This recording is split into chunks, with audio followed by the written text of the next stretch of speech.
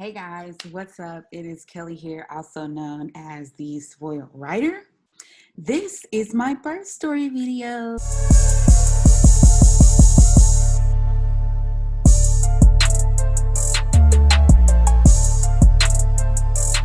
Oh, yay. Okay, so I am finally sitting down to record my birth story video. And I say finally, but it's only been 3 weeks since I've given birth. But I've done so much in between the time that I gave birth and now that it feels like it just kept getting pushed back and pushed back and pushed back. But I definitely wanted to record it while everything was still fresh in my mind. Okay. Um, Listen, mom life is something else, okay? Not in a bad way, but it's something else. Like, I've been trying to record this video for literally 4 hours, 5 hours. And when I started to put on my makeup to record this video, baby girl was sleeping. Like, she was asleep. So I'm like, oh, yeah. And while I was doing my makeup, my mom called me, and in my head, I was like, don't answer the phone, because if you talk too loud or she's talking too loud, the baby's going to hear it. She's going to wake up. It's going to be over with. Right. And so I was like, nah, I'm good. Because she will not, like, if she hears my voice, she won't wake up. Like, right now, she's sleeping and I'm talking at a normal voice level and she's not waking up. Like, you know what I mean? She's fine. But if she hears somebody else's voice, then she's like, hold on, what's going on? Like, that's not my mom. Like, what's happening here? So I answered, and of course, she heard my mom's voice. She woke up. Like, I should have never. That was 4 hours ago. So here we are, 4 hours later, finally recording the video. But yeah, so I'm just gonna go through, like, I don't have any notes, so this is kind of informal, but I'm just gonna go through kind of like literally my birth story, and then just talk about some things about being a mom, entrepreneur, single mompreneur, whatever you have it, right? So I was due on August 7th, which was a Friday. My last OBGYN appointment before I gave birth was on August 6th. So it was a day before. And I was feeling kind of, I was feeling okay, but I was kind of just over the whole thing. Like, if you've been pregnant, like, you understand when you get to that due date, when you get close to that due date within like 2 or 3 weeks, you're like over it. Okay, over it. So I was completely over it. And my midwife was like, I can strip your membranes. And it was the day beforehand, so it wasn't that big of a deal. So I was like, yeah, go ahead, girl. Like, first of all, I didn't even know what that meant. I just knew that it meant the baby was coming. I had to leave. When I left the doctor, I looked it up later. So she did that. And so I went into labor on my actual due date, which is very, very rare. Only 5% of babies are born on their actual due date. And so the whole time I was at the hospital, everybody was like, today's your due date and you're here for real? Seriously? Like, everybody was so shocked. It was funny. So I went into labor the day after, literally within 24 hours. They say when you get your membrane stripped, and I went like this because this is the motion they use when they do it. When they do that, this may be too much information. You know, it's not too much information. We're all women, okay? Um, and if you're a male and you're watching this video, bless your heart, okay? But when they strip your membranes, they say 90% of women go into labor within 24 hours. So if you would like to be induced naturally, or a more natural form of induction, ask your doctor about stripping your membranes. I'm not a doctor, but ask your doctor about it and they will inform you. So I went into labor, maybe 17 or 18 hours later, like really, really early on the day of my due date. So we went to the hospital. My mom actually spent the night at my house beforehand because I live alone. So I'm here alone like all the time. And so she spent the night here, and we went to the hospital the next morning when my water broke. Okay. So my water broke like normal.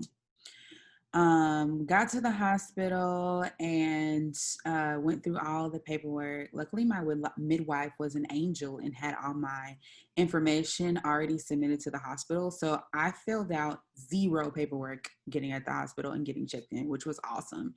Um, And so getting checked in. So we were kind of just hanging out. Now we're in the COVID era. I don't know when you're watching this video, but we're in the COVID era.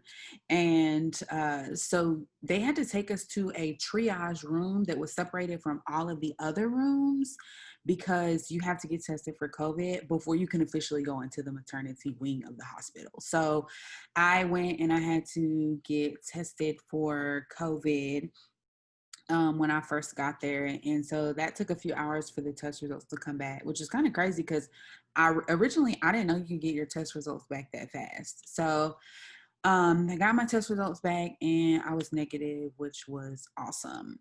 Now I will tell you this, like things they don't tell you when about going into labor.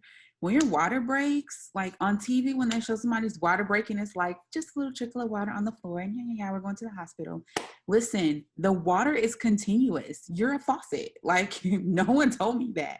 So I was just dripping everywhere, and I was just like, this is weird. Like this is disgusting, weird, but it just felt disgusting because I'm like, I feel like I've been peeing on myself for 5 hours now. When is this gonna stop? Like, and so I was supposed to have a water birth intentionally. That's what I prepared for. I took a class and got a certificate and all that because the hospital I was giving birth at, you actually can have a water birth in the hospital, but you have to take this like 4-hour class and have a certificate and proof that you were there. And they take attendance before and in the middle of the class and after the class. Like it's intensely, they're serious. You have to take this class. But I had meconium. When my water broke, there was meconium in my amniotic sac, which just basically means the baby had already pooped inside of me before coming out. So I wasn't able to do a water birth. And so my next option after a water birth was to give birth naturally, vaginally, but naturally without an epidural. But because my water broke, and they didn't tell me this either. So if you're trying to get pregnant or you're going to have a baby, like newsflash, there's a lot of stuff in this video that people don't tell you. What they did not tell me, and I didn't know until I was like in the situation, when your water breaks, they can't just keep checking your cervix to see if it's dilated. Like, it's not every hour we're checking your cervix to see if you're dilated, because once your water has broken, the sac is open. So your baby is literally like exposed to the elements until you push the baby out. So because the baby is exposed, this is the way they explained it to me, because the baby is exposed to the elements, um, they can't keep checking because they're taking germs that are in the outside air and forcing it inside of you, which is dangerous. So they literally were only trying to check my cervix like every few hours, y'all. Okay. And so I went as long as I could, and I have a very high pain threshold. And I didn't know that until I went into labor, because I used to think I didn't have a high pain threshold because I just don't like to tolerate pain, and I don't put myself into situations where I can feel pain. And so I thought I had a low pain threshold, but come to find out I actually have a high pain threshold, or maybe it's just my mindset with the whole situation. But I was in pain for a long time. Like I went 9 hours with no epidural, and they only checked my dilation like 3 times. Okay, so that's what, once every 3 hours. So I was feeling towards the end of that 9 hour period, I was feeling really, really intense pain. Like I was feeling like this baby trying to come. Okay, and although I was not feeling the urge to push, my contractions were very, very, they were off the charts. So they have your contractions on like a monitor, and my contraction strength, because they had me hooked up to the monitor around my belly, my contraction strength was literally off the monitor. Like you could not even see the strength of the contractions, but they didn't want to keep checking my cervix to see if it was time for me to push. And I wasn't feeling an intensity to push because I didn't know what the hell I was like waiting to feel. Okay. Like, excuse my language. I didn't know what I was waiting on to feel because I've never had a baby before. So they were like, "Are you sure you don't feel like you need to push?" I'm like, I mean, I'm feeling pressure, but I don't really know what that means. So me having a high pain threshold and me being very heavy on mindset, I've always been super heavy on mindset. I kept telling myself, talking to myself in my head, Stay calm, breathe through the contractions, let your body do what it needs to do, be one with your body. I was listening to guided meditation with no epidural for 9 hours. Like, you know what I'm saying? So I felt like I was having an issue because I didn't know what I was supposed to be feeling when it was time to push, even though I was feeling pressure. But I'm also a very, very calm person in high intensity situations. So other people think, oh, she's calm, so we can chill out too. Like, no, just because I'm calm and handling a high intensity situation with calmness doesn't mean that you can also chill out in this situation, because I don't know what the heck I'm doing. Okay. Like if we were on a team and we were in a work environment in an office or something like that, and ish was hitting the fan and I was the leader and I was being calm, then you can be calm and follow my lead. But if I don't know what I'm doing and you don't know what I'm doing and my mama's in the room and she doesn't know what I'm doing and I'm calm, I need you to be panicking if there's a need to panic. Like, you know what I'm saying? Or I need you to be on your P's and Q's and on your toes. Like, so I had that issue, and I've kind of always had that issue where I'm like just chilling out and people mirror my energy, and it's not always what I need. You know what I mean? Like sometimes I need somebody to be like, this is not normal. Like you need to be, a little bit worried, or you need to be amped up. Like I need somebody to tell me that. So I was glad my mom was there because she is not like that. And so she was kind of like flipping tables over for me. You know what I mean? So um um so yeah, that's was like I just had a turning point at the end of that 9 hours where I was like, I'm ready for an epidural. Like if y'all are not going to check me more often than what you have, then I'm not going to be able to handle these off the chart contractions much longer, because I just can't. So they gave me an epidural, and I'm still on the fence on whether that was the right decision or not, because when they gave me the epidural, it literally almost stopped my contractions. Like it slowed them down so much. So it wasn't, I thought that the epidural was to ease the pain, but it actually interfered with what my body was doing naturally by itself. So it slowed down my labor almost to a halt, to the point where they had to then give me induction medicine to speed my contractions back up and to strengthen my contractions back. So it was like going in the opposite direction. Like if I would have understood that, then I think I would have made a different decision. You know what I mean? But also, I feel like if I was checked a little bit more, I would have made a different decision. But they said it was for the health of the baby. So I was like, all right, cool, let's roll with it. I am not an expert in this situation. So I'm trusting y'all to make the best decisions. So, the I just lost my whole train of thought. So the epidural slowed it down. They had to give me Pitocin to speed it back up.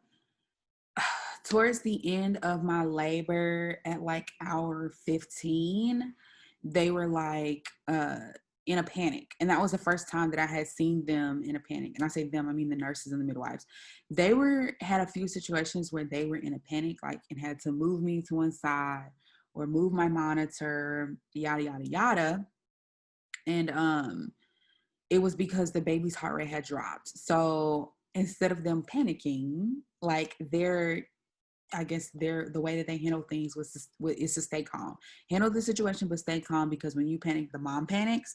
That's kind of how they handle things at that hospital or wherever.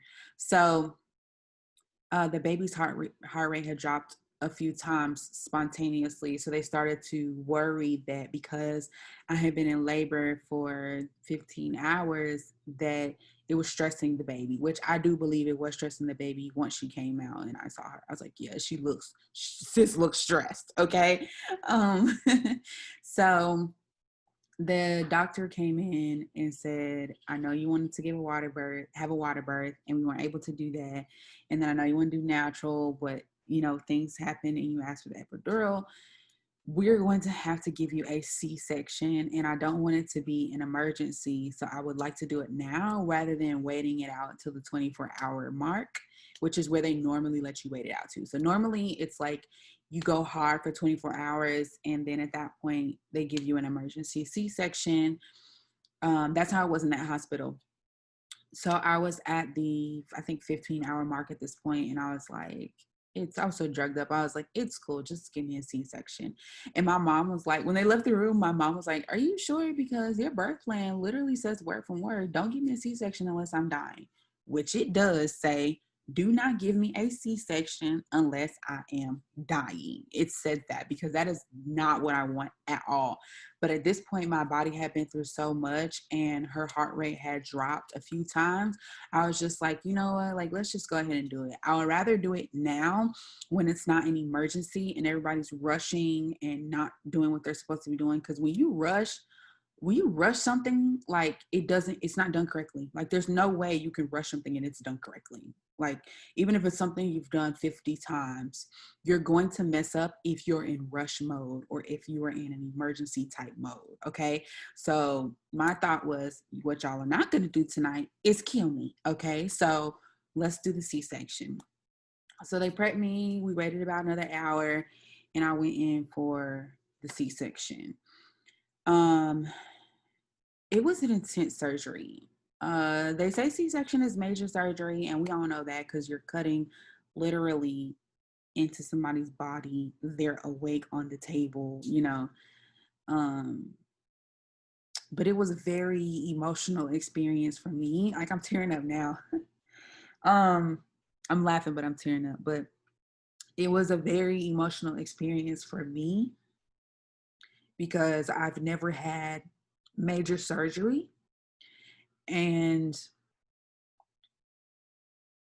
it's just not what I wanted. So I had to really tell myself, like, I had to really tell myself it was okay. And it was okay to let the doctors do what they needed to do for her to be healthy and born okay, and for me to be okay as well. So I kind of had to just let go. And that's a really hard thing for me to do.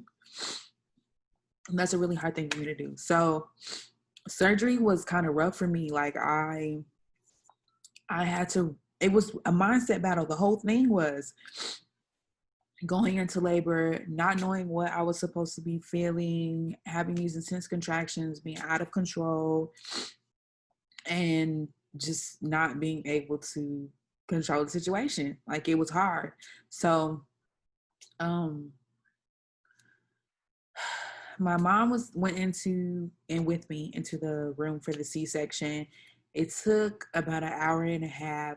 Of course, I was awake the whole time because that's how they do C-sections. And let me grab a tissue. So, yeah, being awake was kind of difficult. And then I also threw up. So, like in the middle of surgery, I was throwing up while she was like in my abdomen, like while the OBGYN was in me. And she's like, don't worry, like you're throwing up and you're feeling nauseous because I have your stomach in my hand. And I'm like, okay, this is making it worse. Like, so yeah, I was throwing up. They were having to suck the throw up, like with, it's just maybe a little graphic, with a suction thing, like the one at the dentist. They were having to suck it out so that I wouldn't choke because I was laying flat on my back. And so when I turned, I was laying like this. My mom was over here, the anesthesiologist was over here, and I turned to the left to throw because he had a throw up bag in his hand. It's like a little hole like this, and I'm like, I'm about to throw up, like I need something. And so as I was throwing up, I turned, and then like the bowl that collects all of your blood when they're suctioning your blood from your abdomen, so that the doctor can see, that was right to the left. So then I was like looking at all of my blood, like it was just a lot. So it was very graphic for me. And it was also a lot for me, I think, because I've had an abortion before, and I've never talked about this on social media, but a few years ago, I had an abortion, and it was the same situation. Like it felt the exact same. So the room was very similar, the temperature was similar, the lighting setup, where people were standing, like all of that was the exact same. So for me, it was like I'm going back into the same situation that I was in before, but the outcome is so different. But the outcome was so different. And so it was very emotional for me. Um, but they delivered her, and it was really weird because I could like feel the pressure on my abs, even though I couldn't feel the pain, but I could feel the pressure of getting her out because she was just so big. She was born 8 pounds and 1 ounce. Um, so she was born, she was not crying. I'm like, oh my gosh, she's not crying. Like, I can't be happy until I know she's okay. And so my mom got up from sitting next to me and went to go see her. And even though she wasn't crying, I mean, she made a little bit of noise. So they knew she was okay, but she just did not cry. Like, they gave her shots and everything. She didn't cry. She barely cried in the hospital. She's a very quiet baby, though. Um, and so, yeah, we bragged on her for the first few days of her life because she was so quiet. And then she came home and just started raising hell. No, I'm joking. She's still a very relatively quiet baby. So I'm glad for that too. But the whole thing was definitely a mindset battle. And even afterwards was a mindset. So after the hospital, after the surgery, I came out of surgery and I didn't hold her for the first like day because I was just in so much pain. I could not walk. They would not let me walk. So I had like these things on my legs to like suction my legs to literally keep the circulation going because I wasn't moving. Um, and recovery was like real painful. Like for that first, I say for the first week, recovery was pretty painful. I had intended to come home after the hospital and I did not end up coming home. I ended up going to my parents' house so that I would not have to get up and do anything for myself. I mean, I still breastfed. I still after the first day I did hold her. But I wasn't able to walk and hold her at all for the first week, the whole first week. I just had to sit down and hold her. So I just ended up needing a lot more help than I thought I was going to. So I did that. But after that first week, everything was like smooth sailing. My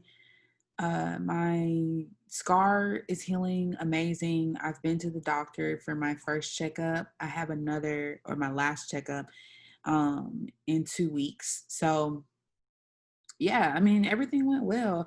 All in all, I think I had a really good surgery, even though for me it was really intense emotionally and it felt really intense because I've never had anything serious happen to me. I healed really, really well. And the doctor said, wow, you healed really well. And like, even when I took my daughter to the pediatrician the first time, they were like, you had a C-section 3 days ago. I was out of the hospital after 48 hours. Normally they keep you for 3 or 4 days, but my healing looked good. And so they let me go and I was ready to get out. Okay. Because at the hospital that I was at, they were very, very attentive, which is great, but very attentive also means that they're waking you up every 2 hours to make sure you're okay. So it was kind of a lot to be waking up all like that because she doesn't wake up all like that. Okay. She wakes up like 2 or 3 times a night. They were waking us up like 5 or 6 times a night. Like it was a lot. So I was ready to go home. But all in all, my healing was good. I took her to the pediatrician like 3 days later, and everybody was shocked that I was actually walking around with, and I had just had a C-section 3 days ago. Um, so healing was great. So we are now 3 weeks. I am now 3 weeks postpartum officially today. I gained a total of 34 pounds while I was pregnant, and I officially lost all 34 pounds of my pregnancy weight gain at the 2 week mark. So now in this past week, I'm going into like actually losing weight. So I'm getting smaller than I was before I was pregnant, which I'm actually very excited about because I was in the midst of trying to lose weight when I got pregnant. That's what happens. You go to the gym, you start getting fine, and you get pregnant. Okay, watch out. Watch out, ladies. So yeah, I was in the midst of trying to lose weight. So now I'm actually getting smaller than I was before, which is good. I was hoping that was going to happen and I was expecting that was going to happen because my eating changed so much when I was pregnant. and it's still the same way it was. Okay, so when I got pregnant, I stopped eating all forms of dairy with the exception of cheese. So no milk, no yogurt, no ice cream, just nothing made with dairy except for cheese. And then I wasn't eating a ton of cheese because it would give me gas and that would just mess with my stomach when I was pregnant. I also was completely plant based. So I ate meat less than 5 times for the entire 10 months of my pregnancy. Or, well, yeah, 10 months, 40 weeks. So for the whole 40 weeks, I ate meat less than 5 times. I had no caffeine. I had soda less than 5 times, like decaffeinated soda. So Sprite, I had less than 5 times. I slowed down on juices a lot. Like even if it's a natural orange juice or natural cranberry juice, whatever, I almost cut that out completely. And so I got so much healthier when I was pregnant. I had in my head, when I drop this baby, my body's gonna be different. You know, you automatically assume your body's gonna be different, but I knew my body was going to be different.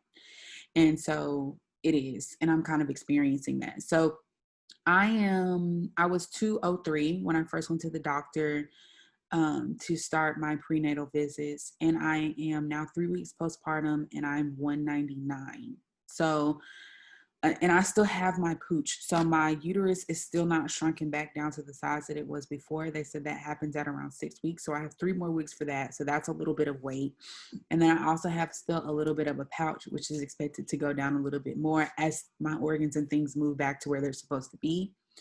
So I am expecting probably like within this first 3 to 6 months after giving birth, I'll probably go down to like 175 or 180 because I'm still gonna stick to the diet that I was eating while I was pregnant since I'm breastfeeding, and I don't want to change it up too much from her. So yeah, that's all. That is all I have for you. That is my birth story. If you guys have any questions or comments, feel free to leave them below. Um, just as a disclaimer, everything I told you guys about what happened with me is just what happened with me, and it's what happens at the hospital that I went to. I live in Georgia. Oh, for those of you who want to know, I live in Georgia. I went to WellStar North Fulton. I love the hospital. It was great. It was amazing. Very attentive. It was a good experience. All the nurses on staff, the doctors on staff were very nice, super helpful. So WellStar North Fulton Hospital, if you guys want to know. And yeah, it's just what happened with me. So don't be that person who comments below and is like, that's not how it works, or that's not how they're supposed to do that. Listen, they did it. I'm fine. I'm here. I'm healing. My baby is healthy. Apparently it worked for me. So don't be that person. But yeah, it was good. It was a very emotional experience, but I'm glad. And a lot of people are scarred from having a C-section. They only have one child, but I'm not. I'm willing to do it all again. So there will be more babies in the future after I find my Boaz. After I find my Boaz, there will be more babies in the future. So I am excited. I'm happy to be a mom. I have a few more videos I want to do about just being a mompreneur in these first 3 weeks. People say the first 2 weeks is the hardest, but I haven't really experienced anything tough. I have a lot of family support, so I know that plays a big factor. But even just being home by myself now, because I'm at home by myself, it's been fine for me. So I have people ask me and inbox me all the time, like, how are you doing this? How are you getting things done and sending out an email? Like, I'm not understanding. When are you finding the time to do this? So I'll probably do a video just on like little hacks that I've discovered to kind of get more done in less time. And just being able to spend more time with my daughter at home as a mompreneur. But yeah, all right, guys. Thank you so much for watching. Don't forget to like, comment, and subscribe. See you later.